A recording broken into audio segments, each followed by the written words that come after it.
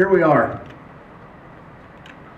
looking at Advent through the eyes of the wise men, the Magi. Why would we start at the end of the story first off, right? I mean, why would we do that? I know. Well, here's why. We got to get to supper. Interesting that you say that, Miles, because I know that's sort of a time issue, but here's the thing, all right? I love this stuff. I dig this stuff. And I told Ralph that I was going to warn everybody, okay? I'm going to make this as concise and as hopefully useful and meaningful, but when you get into the history side of this sort of stuff, you know, it just stirs inside of me, and I love this stuff. So I'm going to try to make this useful and condense it down. But if you want to have coffee this week and talk about it more, sign me up. Okay? Sign me up. I'd love to do that because this is awesome, awesome stuff. Okay. We're starting at the end because I have the power to do that because I get to make those calls. Because it goes so perfectly with the series that we just came out of. One God, one plan, one you. And now here we see in the New Testament, God's one plan, His one way, Jesus Christ. And we see once again that from Genesis to Revelations, God has one amazing plan. And that plan happened through that we get to see, Matthew tells us, through the eyes of the wise men. So the question comes, who are they? Who are the wise men? And I'm not going to get into the song. It's a fine song, okay? We've done that part before. Okay, it's a fine song. It has beautiful words in it, just not accurate, that's all. Okay, so who were they? They came from the east. I mean, let's read specifically. What do we know from Matthew? I mean, he really lays it out here for us. We know exactly a lot about these guys, right? He lays it out here. Where is the King of the Jews? We saw his star in the east, and we've come to worship him. That's about what we know. Okay? The wise men were from the east. That's about what we know about them. So why would this matter? And it's a fun story. And in the nativity scene, we have the camels, and we have them dressed in fancy things, and they were a part of Christmas without question. But why are they a part of Christmas? How did they know where to come? How did they know what stars meant? How did they know any of this stuff? See, I'm a trunk of the tree guy. You hear that every week. I know that. But I'm a trunk of the tree guy, so I want to know why. Don't just tell me that it happened. I want to know why. Where did it come from? Get to the trunk of the tree. And so, we did some research, and we looked at what exactly is so important that Matthew would include this part. None of the other Gospels did, but Matthew would include this part. Who were these wise men? And to get there, you need to know that there's been in the ancient world, there was 4 different kingdoms that ruled the world, the known world. The first was the Babylonians. Okay, you've probably heard of them before, right? The Babylonians. They ruled first. And then came the Medes and the Persians. Okay, they took over from the Babylonians, the Medes and the Persians, and then came a guy by the name of Alexander the Great. Have you heard of him? Most of us have. Okay, that was the Greeks. Okay, so then Greece ruled, right, for a period of time, and then obviously at this period, when this was written, it was Roman control. The Romans dominated this time. Now here's the interesting part, or I think it's interesting, that through all of this time, from the beginning to the end of this domination, there was a group of people who were held in very high regard. And they were known as the Magi. Now, who were the Magi? They were the priestly line of the Medes. Okay? So the second dominators were the Persians and the Medes. They did it together. Now, before that, so Babylonia, right, they were still held in high regard because they were smart. They were very well educated. They sort of had a way to know things, being very intuition that people didn't normally have. And so even the rulers of Babylonia held them in very high regard. We know this from Daniel, among other places, but specifically among Daniel and other historians that have recorded things throughout history. Daniel tells us, or we read in Daniel, that whenever the king had a problem, King Nebuchadnezzar had a dream that nobody could tell him what it meant. And so they called in these wise men. Who were his wise men? They were magi. They were the priestly line of the Medes. Now that should make sense to us. We know we have a priestly line of the children of Israel, right? That's the Levites. And so it's a very similar thing. The priestly line is the Levites. The priestly line for the Medes is the Magi. So he calls in the Magi. You tell me my dream. And they said, well, you tell me your dream and we'll tell you what it means. He said, no, I don't want you guessing. I want you to tell me what my dream was and then tell me what it means. And they said, nobody can do that. There's not a person on earth, essentially, this is kind of Timmy's version, but in Daniel chapter 2, they said, there's nobody on earth that can do that except for God, and God doesn't walk with us. Okay? How cool is that that ties into the Christmas story? Nobody can do that but God, and God doesn't dwell among men. And then they call in Daniel, this Hebrew boy. And if you remember the story of Daniel, the Babylonians conquered the Israelites, and they took some of the Hebrew boys, the finest, the best looking, the best athletes, the best of everything, and they took them to Babylon to teach them and to train them in the way. Well, Daniel was one of those guys, along with Shadrach, Meshach, and Abednego. And so the king was ticked at his wise men, the Magi, and he says, okay, I'm just going to kill y'all. If you can't tell me, if you're not that smart, and I hold you in this high regard, and you aren't going to do your job, I'm going to eliminate you. What a good guy, huh? And so Daniel gets word of this, that he's going to kill all the Magi. And Daniel, who was working as a smart man with the Magi, said, well, wait a second, king, can I take a shot at this thing? And anybody who does this, if you're going to do something huge for the kingdom,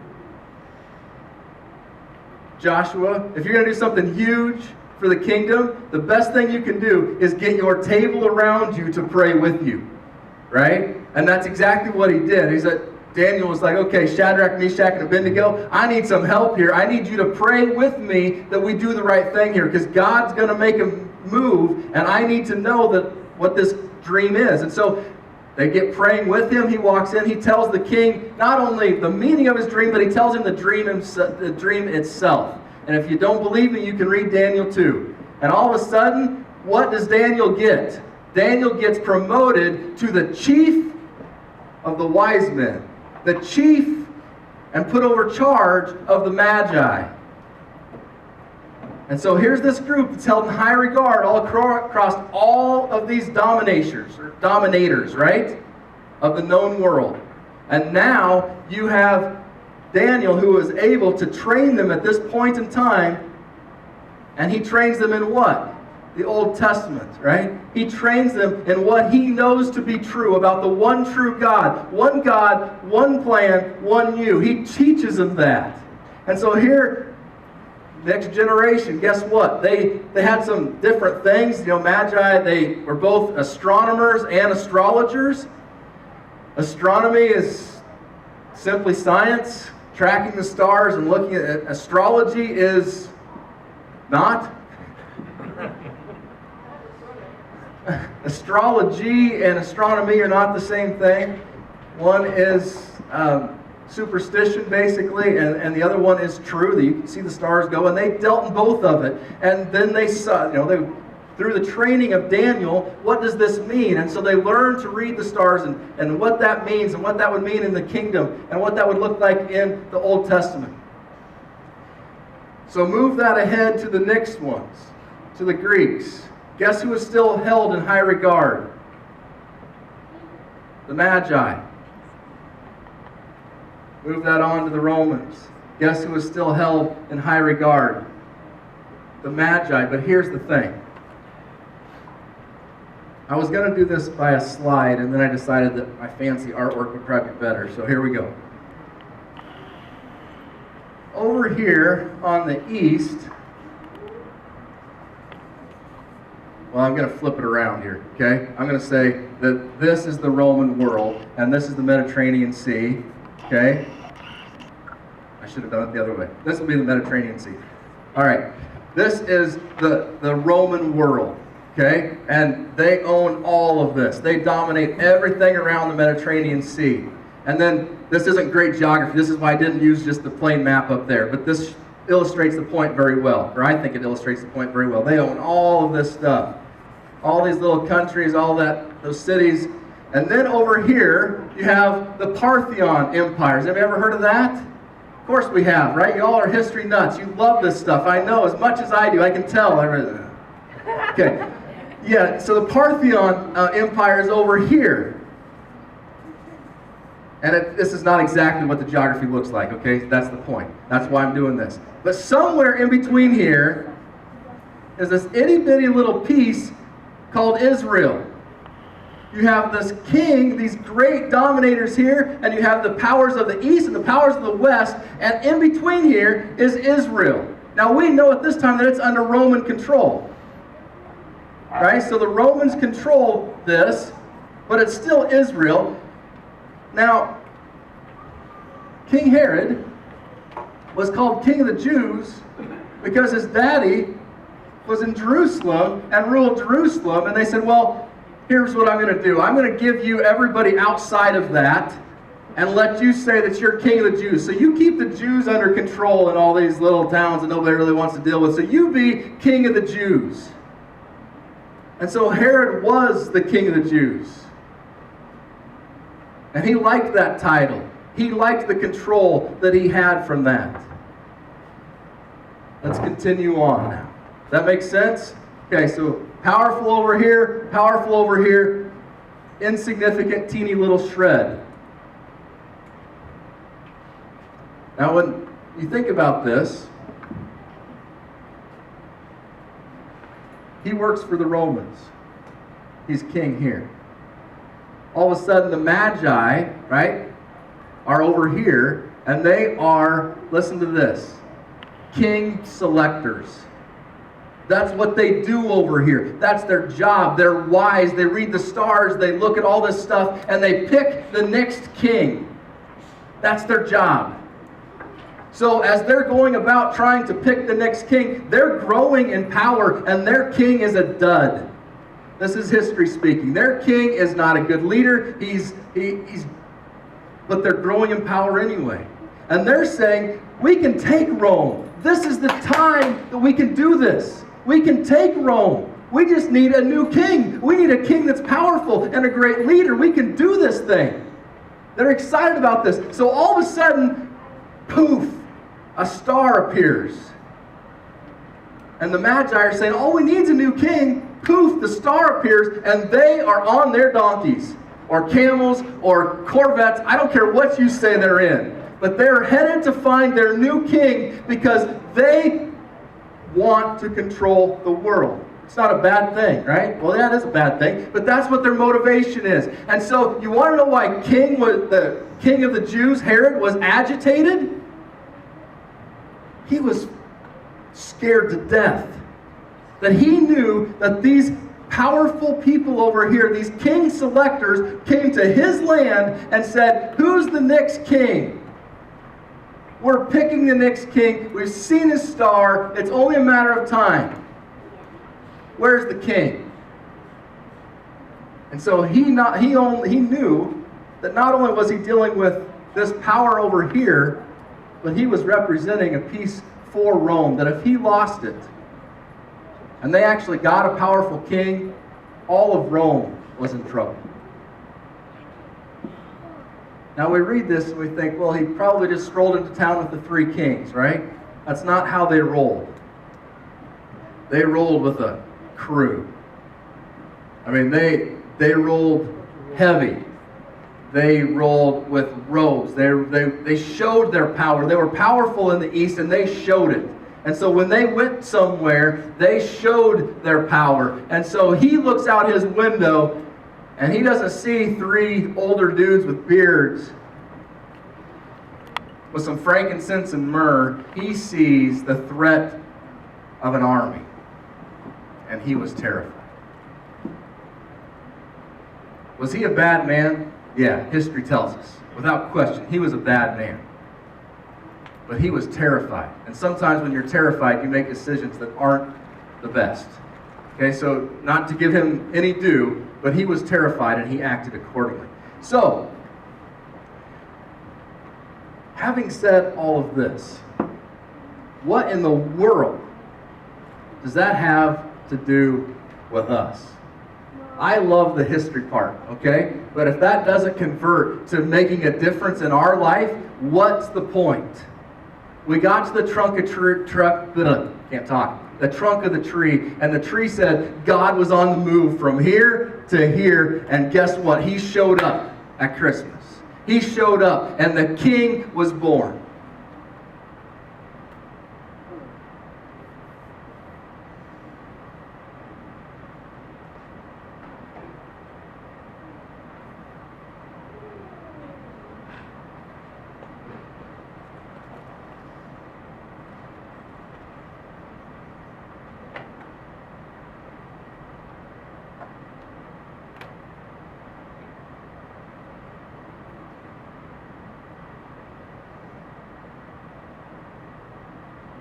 The important thing is to listen.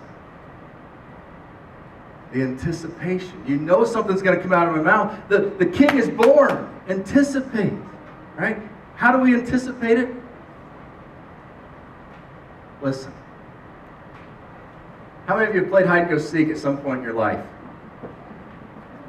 Whew. We got most of us, okay? What's the secret to being a good hide and go seek, being it person? I don't know if is that what it means? When you're it, what does it mean? What's the secret? Listen, right? I remember nieces and nephews coming and visiting when the last church we were at Calvary, and it's a church, and it's a great church to play hide and go seek, and it's all on one level, and you can open it all up, and you can hear everything from one side all the way to the other. And I used to catch them like that, and finally they figured out that it wasn't, they thought I was cheating with my eyes, and so they would hide and look and make sure that I wasn't cheating with watching where they were hiding. And so finally they made me go into my office and turn the music up loud and shut the door. And that's how, because they figured out the secret that all you have to do to be good at hide and go seek is to listen.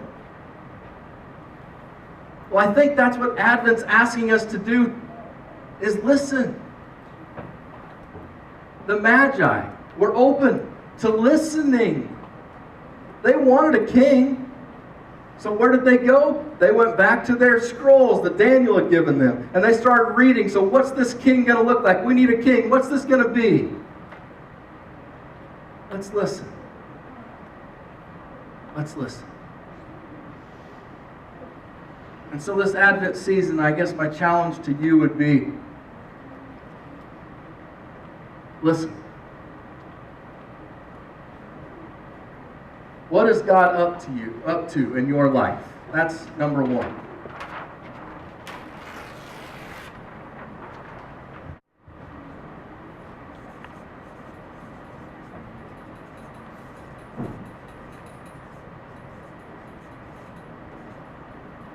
What is God up to? You can write, in my life, number one. So I would challenge you in this Advent season to seriously ask yourself this question in your quiet time. Make the decision to have a quiet time first of all. In this Advent season, what are you anticipating? Are you anticipating, family times and parties and presents and all this stuff that wears us out and we're busy? And I'm not saying there's anything wrong with the programs and all that sort of stuff. I enjoy it too.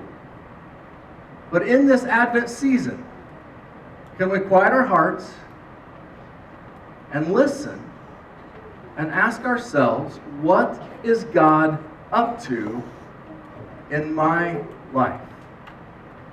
Is He asking you to slow down? Is He asking you to change jobs? Is He asking you to speed up? Is He asking you to take action on something? Who knows? I don't know. That's between you and God. But this Advent season, I want you to anticipate, what is God up to in my life? What is He calling you to? Because He will speak. just like he did to the wise men.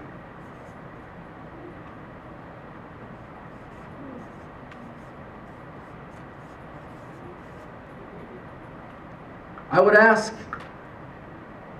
that this New Hope family, that you would ask God, what are you up to in our New Hope family? This Advent season, there's changes that are coming. I mean, change is going to happen, right? Change always happens. If you run from change, then you're in trouble. Change happens. So are we going to embrace change? Well, what is God up to, and what's that mean for our New Hope family? It means some of our New Hope family are moving to Colorado, right? We're going to miss you guys. We love you. And thank you for worshiping with us when you're here, right? But change happens. It stinks sometimes, but it's usually, change happens. So what is God up to in my life? What is God up to in New Hope?